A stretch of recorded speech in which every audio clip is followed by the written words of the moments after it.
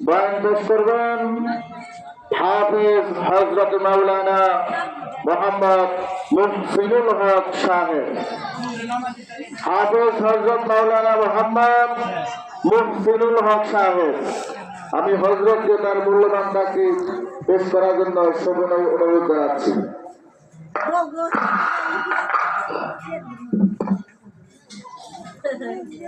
আসসালামু আলাইকুম ওয়া রাহমাতুল্লাহি ওয়া বারাকাতুহু। ওয়া আলাইকুম আসসালাম ওয়া রাহমাতুল্লাহি ওয়া বারাকাতুহু।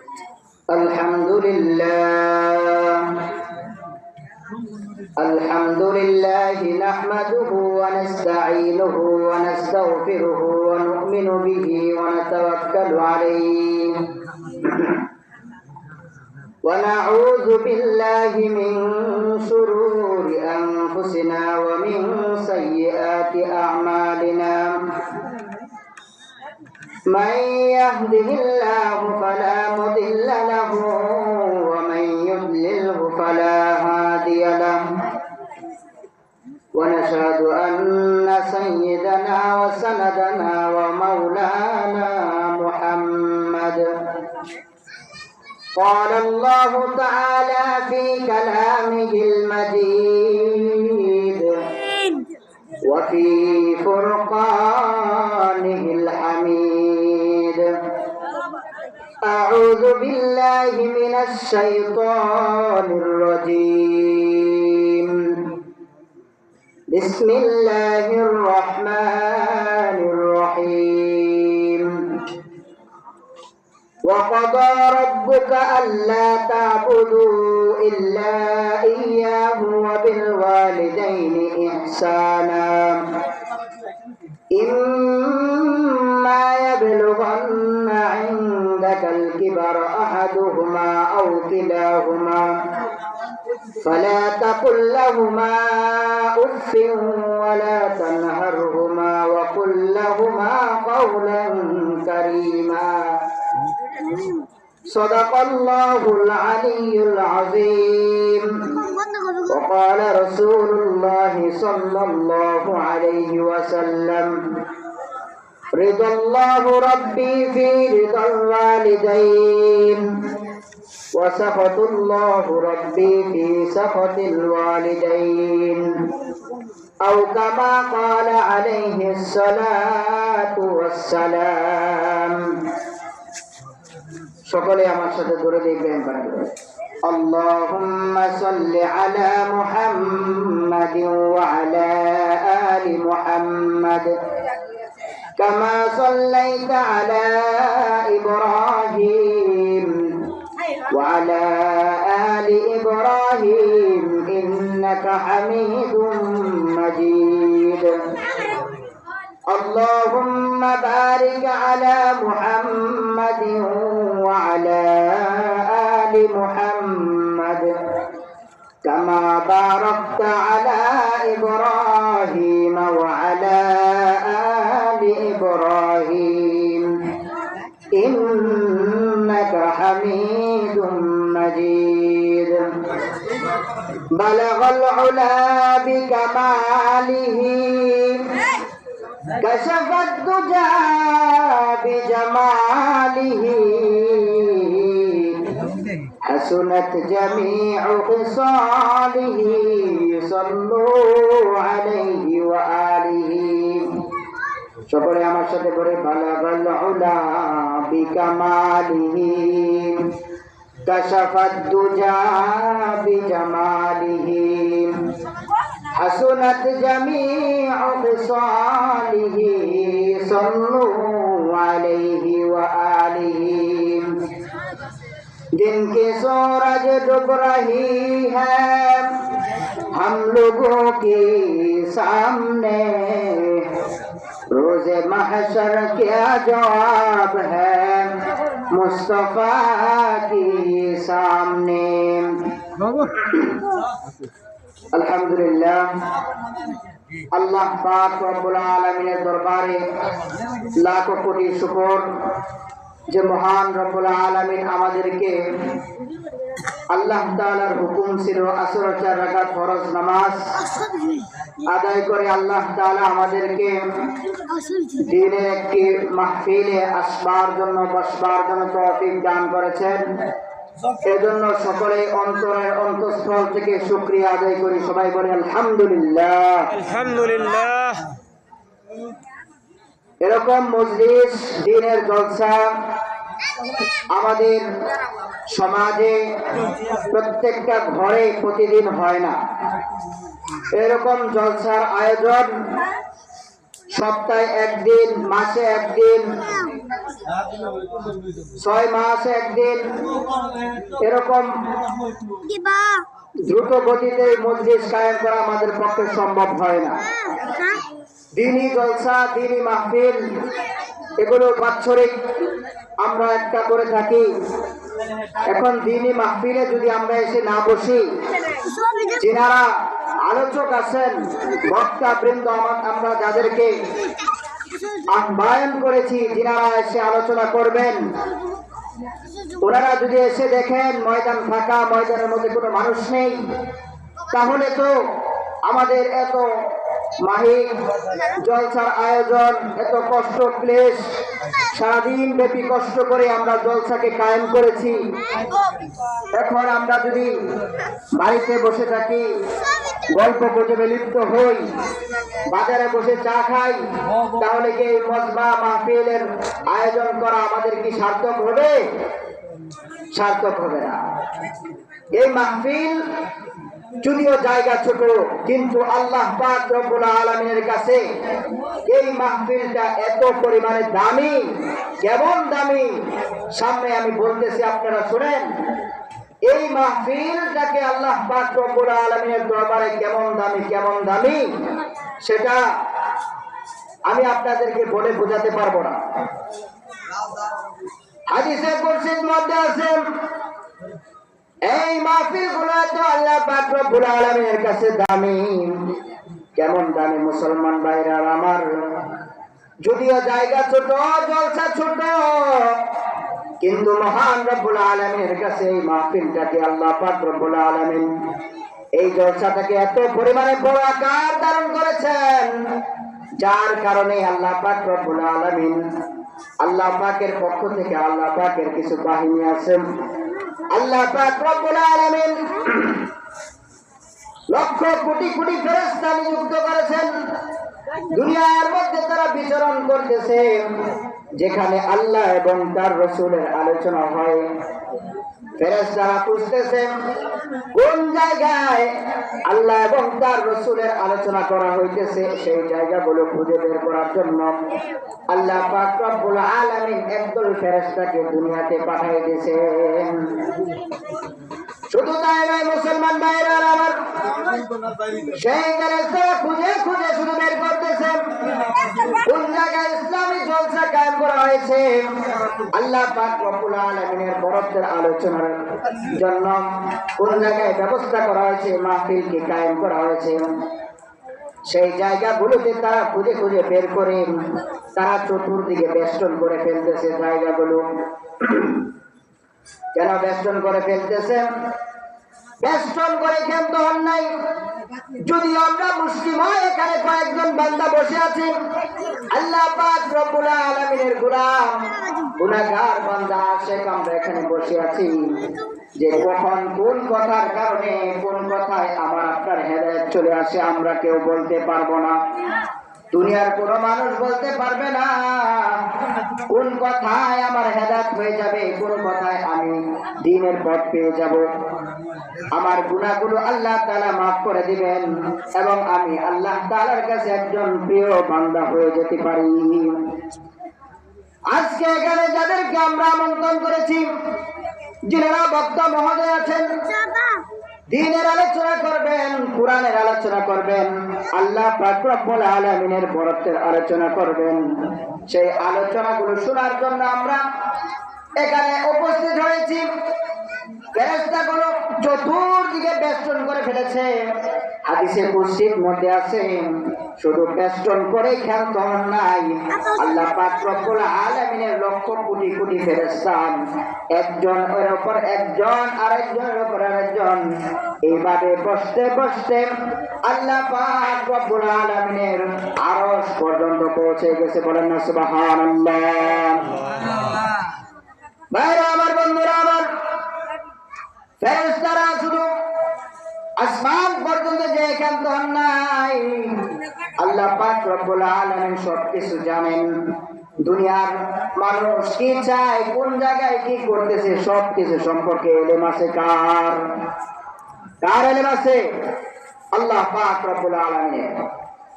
আল্লাহ পাক রব্বুল আলামিন সবকিছু জানা সত্ত্বেও ফেরেশতাকে জিজ্ঞাসা করেন, ও ফেরেশতারা, তোমরা এই ছোট্ট জায়গাটাকে বেষ্টন করে আছো, এই ছোট্ট জায়গার মধ্যে এমন কি হইতেছে যার কারণে তোমরা এটাকে এরকম বেষ্টন করে আমার পর্যন্ত চলে আসছো? আমরা দুনিয়াতে থাকা অবস্থায় আসমানের মধ্যে যখন তারকা চমকাইতে থাকে, লক্ষ কোটি কোটি গুণ বড় তারকা, আমরা দুনিয়ার মানুষ এই চর্মচক্ষু দিয়ে দেখি আসমানের মধ্যে একটার পর একটা তারকা চমকাইতেছে চমকাইতেছে। এই তারকাগুলো আমাদের কাছে মনে হয় একেবারে ছোট ছোট, কিন্তু দুনিয়া থেকে আল্লাহ তাআলা কোটি কোটি করে বড় করে তারকাগুলো বানিয়ে রাখছেন। আসমানের ফেরেশতারা দুনিয়ার মধ্যে এরকম যখন ইসলামী জলসা কায়েম করা হয়, আল্লাহ পাক রব্বুল আলামিনের যে বাহিনী আছে, ফেরেশতারা আছে, আসমানের ফেরেশতারা দুনিয়ার মধ্যে এরকম তারকা চমকাইতে দেখে, তারকার মতো দুনিয়ার মধ্যে চমকাইতে দেখে। এই যে আমরা বসে আছি এই জায়গাটাও আল্লাহ পাক রব্বুল আলামিনের ফেরেশতারা দেখতেছে, তারকার মতো চমকাইতেছে। মুসলমান ভাইরা আমার, ফেরেশতাদেরকে আল্লাহ পাক রব্বুল আলামিন জানার বড় জিজ্ঞাসা করেন, ও ফেরেশতারা, এখানে কারা বসে আছে? তোমরা এই পর্যন্ত উঠেছো কেন? তোমরা তাদেরকে বেষ্টন করে বসে আছো কেন? তারা কি চায়? এই বান্দারা কি উদ্দেশ্যে এখানে আসছে? আমাকে বলো, বলো, তাড়াতাড়ি বলো। ফেরেশতারা বলে, ও আল্লাহ, তোমার কিছু গুনাহগার বান্দা এখানে এসে উপস্থিত হয়েছে তোমার কিছু বরাদ্দ আলোচনা শোনার জন্য।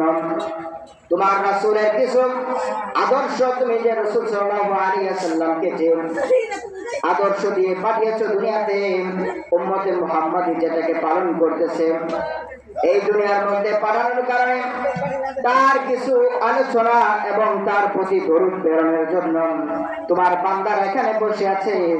আল্লাহ পাক রব্বুল আলামিন সব কিছু জানেন। তারপরে জিজ্ঞাসা করেন, ও ফেরেশতারা, তারা কি আমাকে দেখেছে? ফেরেশতারা বলেন, আল্লাহ, তারা দুনিয়ার চর্মচক্ষু দিয়ে তোমাকে কিভাবে দেখবে? তারা তো তোমাকে দেখে নাই। তারা কি আমার জান্নাত দেখছে? আল্লাহ তাআলা, তারা জান্নাতও দেখে নাই, জাহান্নামের তো ভয়াবহ আগুন, যার কারণে আমি তাদেরকে গুনাহ করার কারণে আমি তাদেরকে জাহান্নামের মধ্যে নিক্ষেপ করব। তারা কি এত বড় জাহান্নাম, কঠিন আযাবের ঘরটাকে দেখেছে? ফেরেশতারা বলে, আল্লাহ, না না, তারা জান্নাতও দেখে নাই, জাহান্নামও দেখে নাই, তারা আল্লাহ তোমাকেও দেখে নাই। পরে আল্লাহ তাআলা বলেন, তাহলে বান্দারা কি চায়? আল্লাহ, বান্দারা দুনিয়ার মধ্যে কত নাফরমানি করেছে, না জেনে না শুনে কত প্রকার গুনাহ করেছে, তারা ওই বান্দাগুলো আল্লাহ তাআলা তোমার আযাব থেকে রক্ষা পেতে চায় এবং গুনাহ মাফ চায়। আল্লাহ পাক রব্বুল আলামিন ডাক দেবেন, ও ফেরেশতা, সাক্ষী থাকো, সাক্ষী থাকো, আমি আল্লাহ এখানে যারা বসেছে তাদের সকলকে আমি মাফ করে দিব। সুবহানাল্লাহ।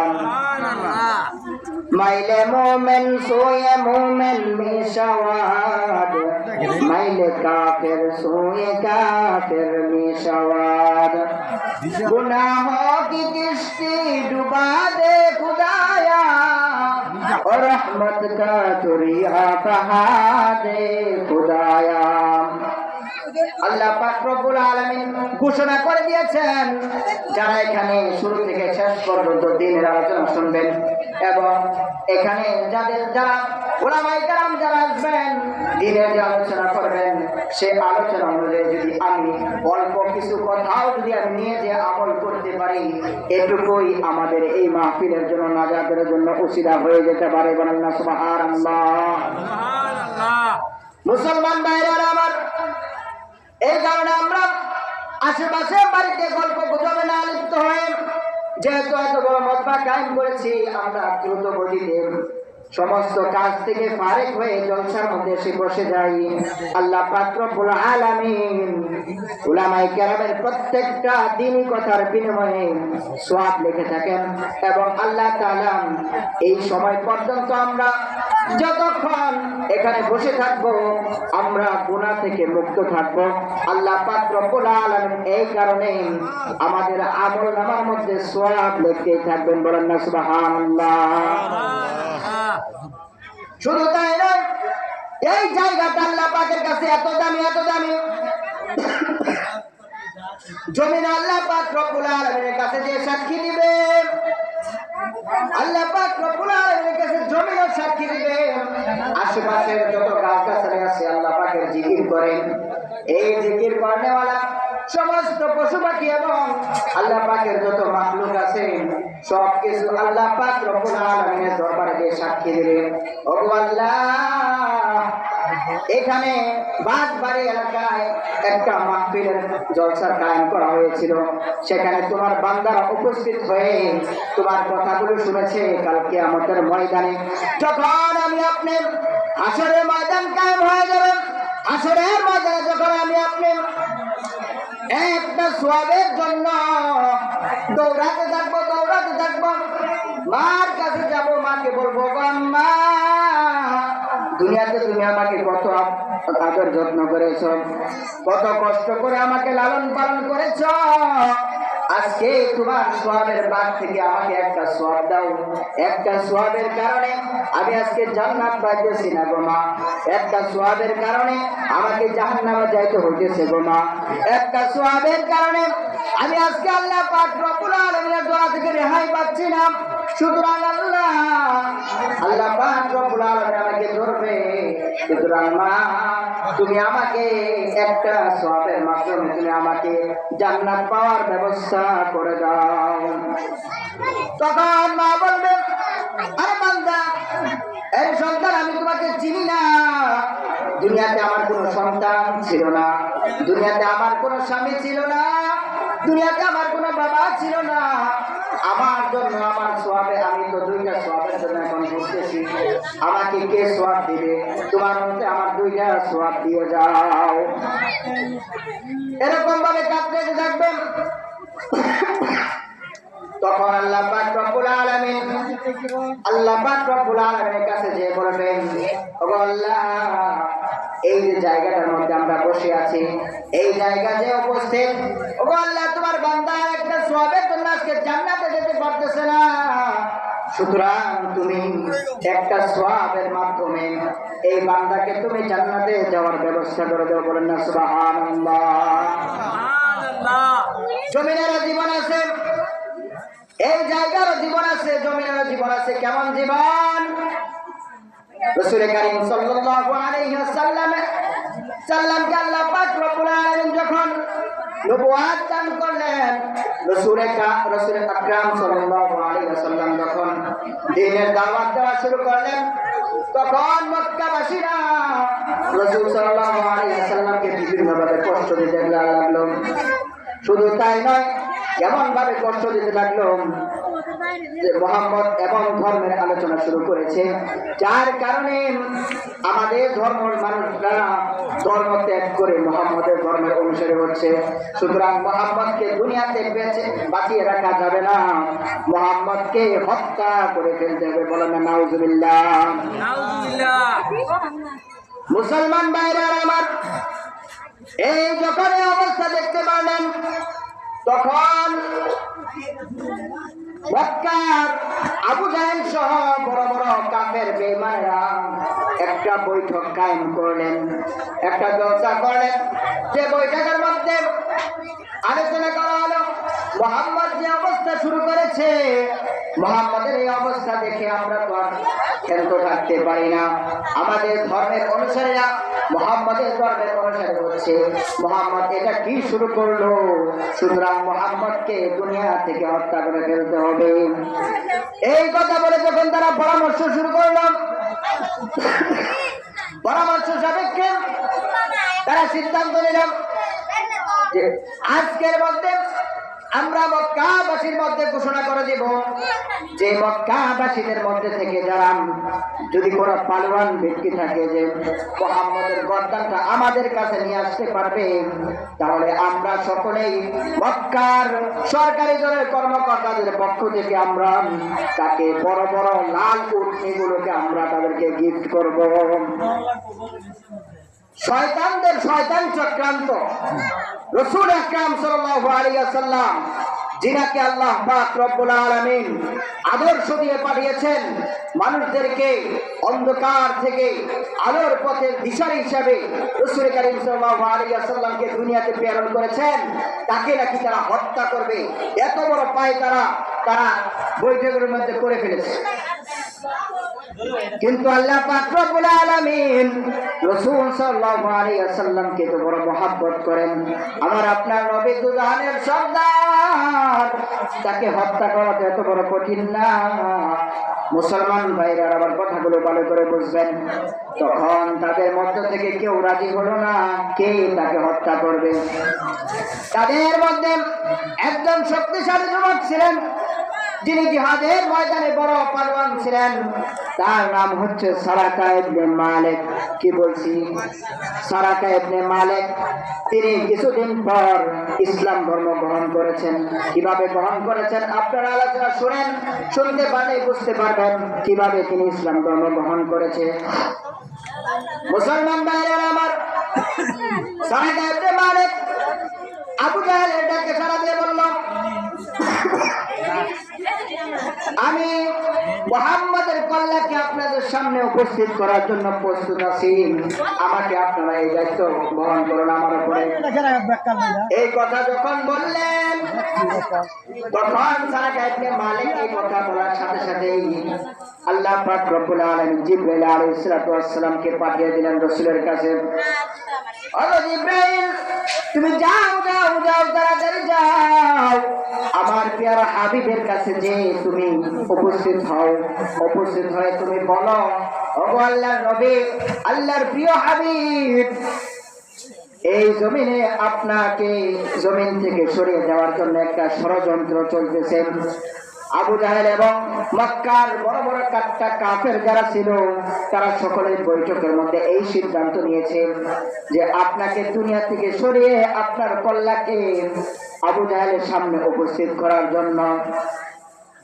তো সারাকা ইবনে মালিক রাসূল সাল্লাল্লাহু আলাইহি ওয়াসাল্লাম যখন আল্লাহ পাক রব্বুল আলামিন রাসূলের কাছে যখন ওহী নাযিল করলেন, জানিয়ে দিলেন, তখন জিবরাইল আলাইহিস সালাম বললেন, ওগো নবীজি, যখন সারাকা ইবনে মালিক আপনার কাছে এসে উপস্থিত হবেন, তখন আপনি বলবেন, ইয়া আরদ খুযু, এই কথা বলবেন, অর্থাৎ হে জমিন তুমি তাকে গ্রাস করে নাও। এই কথা বলার সাথে সাথে সারাকা ইবনে মালিককে জমিন গ্রাস করে নিয়ে বলেন না সুবহানাল্লাহ। রাসূল আকরাম সাল্লাল্লাহু আলাইহি ওয়াসাল্লাম যখন তিনি হিজরত করার জন্য মদিনার উদ্দেশ্যে রওনা হলেন, সারাকা ইবনে মালিক তার সামনে যে উপস্থিত, সামনে গিয়ে বলতেছেন, ওগো নবীজি, আপনি নাকি এক নতুন ধর্মের আবিষ্কার করেছেন, যে ধর্মের প্রতি আমাদের ধর্ম থেকে ত্যাগ করে মানুষকে ইসলামের পথে ঢুকাচ্ছেন। এই কাজ দুনিয়াতে আপনাকে আর করতে দেওয়া হবে না। আমি ছুরি নিয়ে আপনার সামনে উপস্থিত হয়েছি। সুতরাং এই কথা বলার সাথে সাথেই রাসূল আকরাম সাল্লাল্লাহু আলাইহি ওয়াসাল্লাম ডাক দিয়ে বলেন, ওগো সারাকা, তুমি আমাকে অনেক মহব্বত করো, তবুও তুমি আমার কল্যাণটাকে কাটার জন্য আমার সামনে উপস্থিত হয়েছ। তখন জমিনকে রাসূল ডাক দিয়ে বলেন, ইয়া আরদ খুযু। জমিনকে যখন রাসূল আকরাম সাল্লাল্লাহু আলাইহি ওয়াসাল্লাম ডাক দিলেন, হে জমিন তুমি তাকে পাকড়াও করে ফেলো। তখন জমিন টাচ করে সারা ইবনে মালিকের হাঁটু পর্যন্ত মালিক ডেবে গেছে। জমিনের মধ্যে যখন তিনি ডেবে গেলেন, শুধু যাবে একান্ত নাই, তখন সারা ইবনে মালিক ডাক দিয়ে বললেন, ওগো নবীজি, জমিনও বুঝি আপনার কথা শুনে, জমিনও বুঝি আপনার অনুগত্য করে, আপনি তো তাহলে ভালো ধর্ম নিয়ে আসছেন। তখন সারা ইবনে মালিক বললেন, আমি আপনাকে হত্যা করব না, আপনি আমাকে এই মহা মুসিবত থেকে আমাকে হেফাজত করুন। তখন আমার আপনার নবী, দয়ার নবী, মায়ার নবী যখন এত আকুতি মিনতি করলো, সারা ইবনে মালিকের এই কাকুতি মিনতি দেখে নবীজি সাল্লাল্লাহু আলাইহি ওয়াসাল্লাম আল্লাহ পাক রব্বুল আলামিনের কাছে দোয়া করলেন, ওগো আল্লাহ, সে তার ভুল বুঝতে পারছে, সুতরাং তুমি তাকে ক্ষমা করে দাও। তখন আল্লাহ পাক রব্বুল আলামিন তাকে ক্ষমা করে দিলেন। ক্ষমা করে দেওয়ার পর সারা ইবনে মালিক আস্তে করে জমিন থেকে উঠে পড়লো, জমিন তাকে ছেড়ে দিয়েছে। মুসলমান ভাইরা, আমার কথাগুলো ভালো করে বুঝবেন। জমিন যখন তাকে ছেড়ে দিল, ছেড়ে দেওয়ার পর সারা ইবনে মালিক আবার কিছু দূর যাওয়ার পর, লোক কি মানুষকে সহজেই ছাড়তে পারে? এত বড় লোক দিছে, মক্কার মধ্যে বড় বড় স্বর্ণ কালারের উটগুলো তাকে গিফট করা হবে, এবং মক্কার সবচেয়ে বড় যে পরিমাণ গিফট আছে তাকে দেওয়া হবে। এত বড় লোক শয়তান তাকে খোঁচাচ্ছে পিছন থেকে। তখন সারা ইবনে মালিক দ্বিতীয়বার আবার আক্রমণ করার জন্য সামনে যে উপস্থিত হয়ে গেছে। দেখো নবীজি, আমি তো ওয়াদাবদ্ধ হয়েছি, আমি আপনার কল্যাণ আজকে নিয়েই যাব। এই কথা বলে তখন দ্বিতীয়বার তাকে নবীজিকে পাকড়াও করার জন্য গেলেন।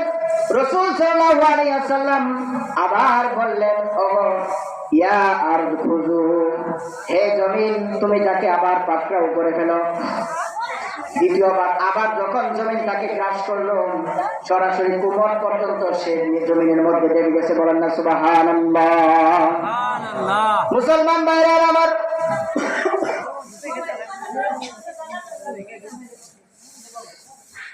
যখন দ্বিতীয়বার ডেবে গেলেন, ডেবে যাওয়ার পর রাসূল সাল্লাল্লাহু আলাইহি ওয়াসাল্লাম এর এই অবস্থা দেখে সারা ইবনে মালিক এখন কান্নাকাটি করতেছে, ওগো নবীজি, আমাকে আপনি এই মহা মুসিবত থেকে হেফাজত করুন।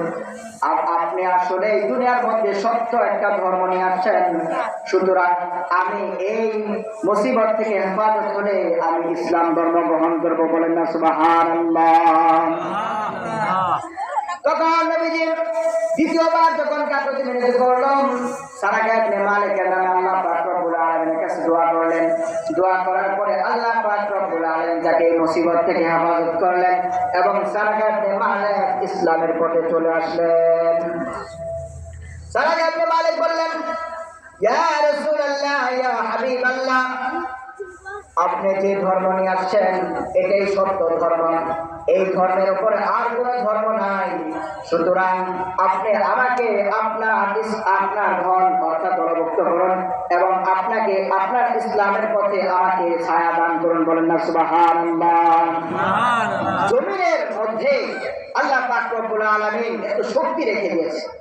সুতরাং যে কথা বলতেছিলাম, এই জায়গাটার মধ্যে যে আমরা বসছি, কাল কিয়ামতের ময়দানে যখন আমি আপনি একটা সওয়াবের কারণে দৌড়াদৌড়ি করতে থাকবো, যে কি দৌড়াদৌড়ি? একটা সওয়াবের কারণে আমরা জান্নাতটাকে পাবো না, একটা সওয়াবের অপেক্ষায়। তখন জমিনটা যদি আমার আপনার কাছে হাজির হয়ে যায়, ওগো বান্দা, এই জায়গায় তুমি বসছিলা, আল্লাহ পাক রব্বুল আলামিনের মহব্বত আলোচনা শুনেছ, সুতরাং যে সওয়াবগুলো হয়েছে, আজকে আমি জমিন সরাসরি তোমার কাছে উপস্থিত হয়ে গেছি। তুমি যাও যাও যাও, আল্লাহ পাক রব্বুল আলামিনের কাছে যে বলো, আমার একটা সওয়াবের ব্যবস্থা হয়ে গেছে, আমাকে জান্নাত দান করুন, এর বিনিময়ে আমি আপনি জান্নাতটা পেয়ে যেতে পারি। বলেন না সুবহানাল্লাহ। মুসলমান ভাইরা আমার, যে কথা বলতেছিলাম, ওয়াকাদা রাব্বুকা আল্লা তা'বুদু ইল্লা ইয়্যাহ, আল্লাহ পাক রব্বুল আলামিন আদেশ করেছেন, ওয়াকাদা রাব্বুকা আল্লা তা'বুদু ইল্লা ইয়্যাহ, আল্লাহ আল্লাহ পাক রব্বুল আলামিন দুনিয়ার বান্দাদেরকে আদেশ করে বলেন, হে মুসলমান ইমানদাররা, তোমাদেরকে আদেশ করা হয়েছে একমাত্র আল্লাহ পাক রব্বুল আলামিনের ইবাদতের জন্য, অন্য কোনো কিছুর জন্য না। ইল্লা ইয়াহু ওয়া বিল ওয়ালিদাইনি ইহসানা, এবং পিতামাতার সাথে সৎ আচরণ করার জন্য।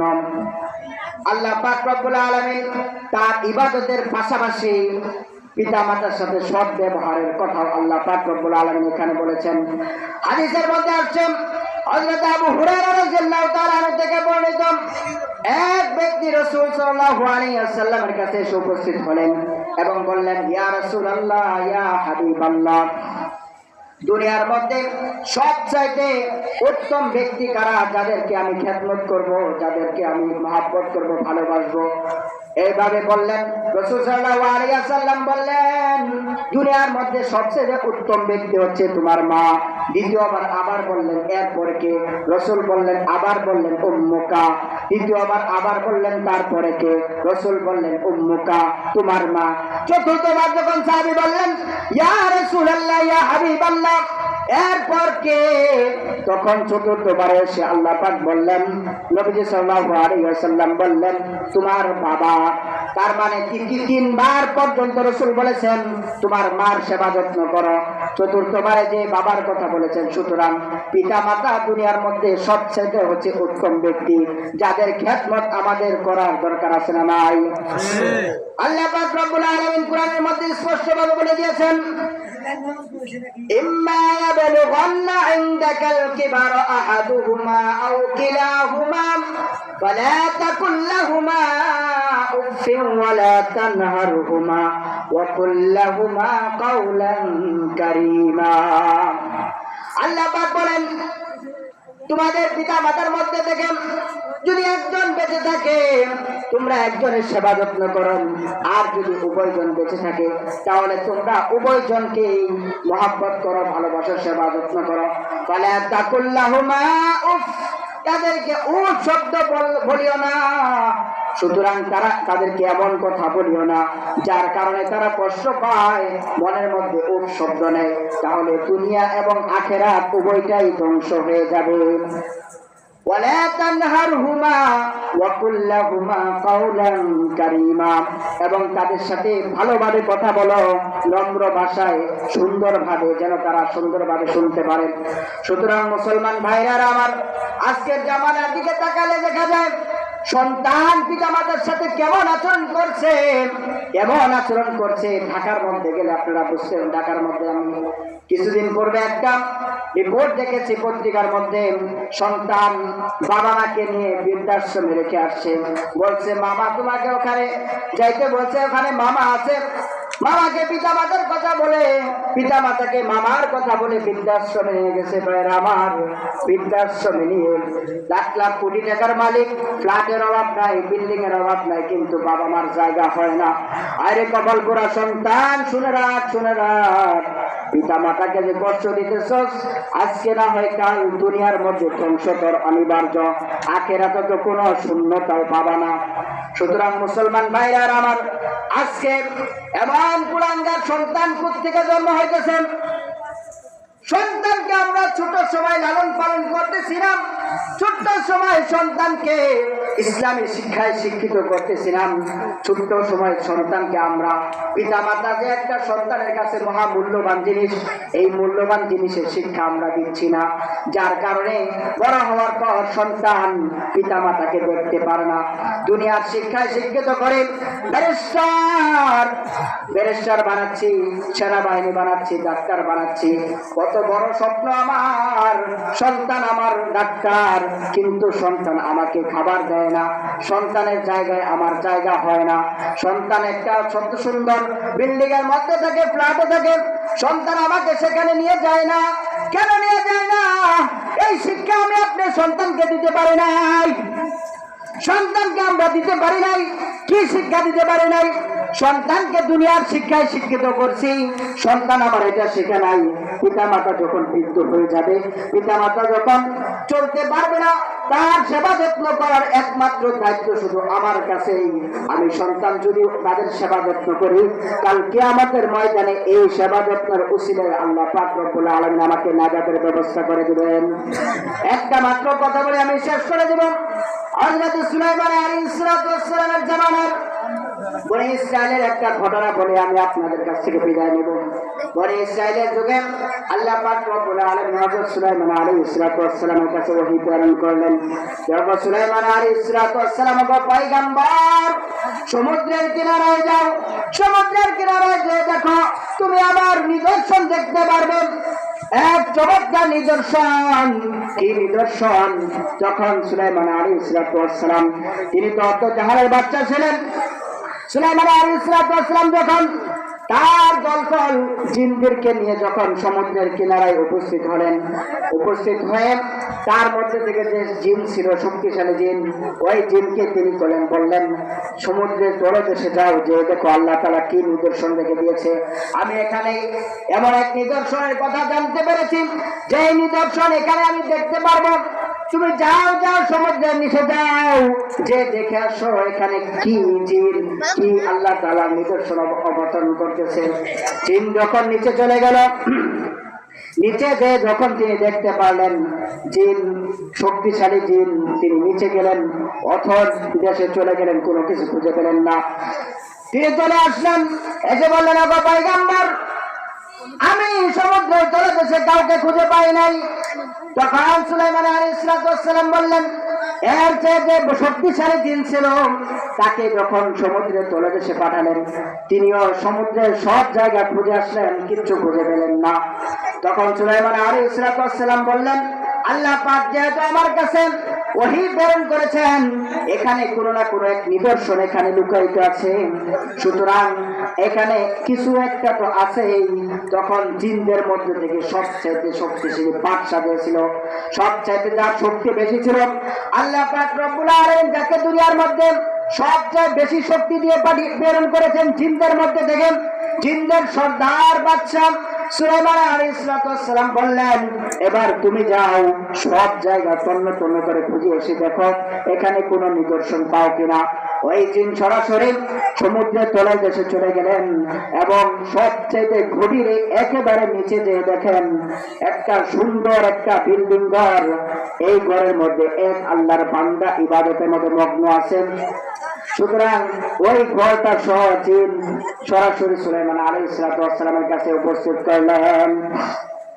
মুসলমান ভাইরা আমার, সুলাইমান আলাইহিস সালামের আদেশে দরজাটাকে খোলা হলো। খুলে দেখলেন এক বান্দা ইবাদতের মধ্যে মগ্ন আছে।